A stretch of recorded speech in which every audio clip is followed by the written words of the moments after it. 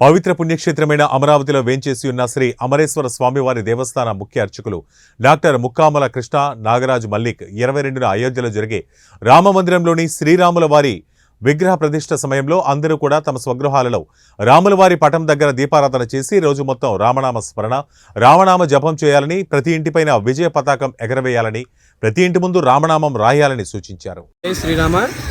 ఓం నమ శివాయ. శ్రీరామ రామ రామేతి రమే రామే మనోరమే సహస్రనామ తత్తుల్యం రామ నామవరాననే శ్రీరామనామవరానన ఓం నమ ఇతి.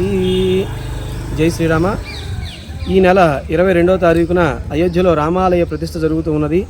కావున భక్తులందరూ కూడా, భక్తులంటే ప్రతి హిందువు కూడా భక్తుడే, హిందువులందరూ కూడా మన హైందవ ధర్మాన్ని పాటిస్తూ ఆ రోజున ఆ ప్రతిష్ఠ జరిగే సమయంలో రాములు వారి నామస్మరణ చేయవలసిందిగా భక్తులందరినీ కూడా ప్రతి హిందువుని ప్రార్థిస్తూ ఉన్నాము. అందరూ కూడా జై శ్రీరామ అంటూ ఇంట్లో కూర్చొని శ్రీరామనామ జపం చేయండి. శ్రీరామ శ్రీరామ అంటూ రామనామ జపం చేయండి.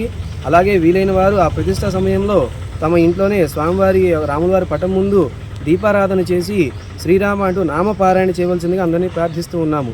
భక్తులందరూ కూడా రామనామ పారాయణ చేయండి. ఇంటి ముందు శ్రీరామ అని చెప్పనేసి రాసుకోండి.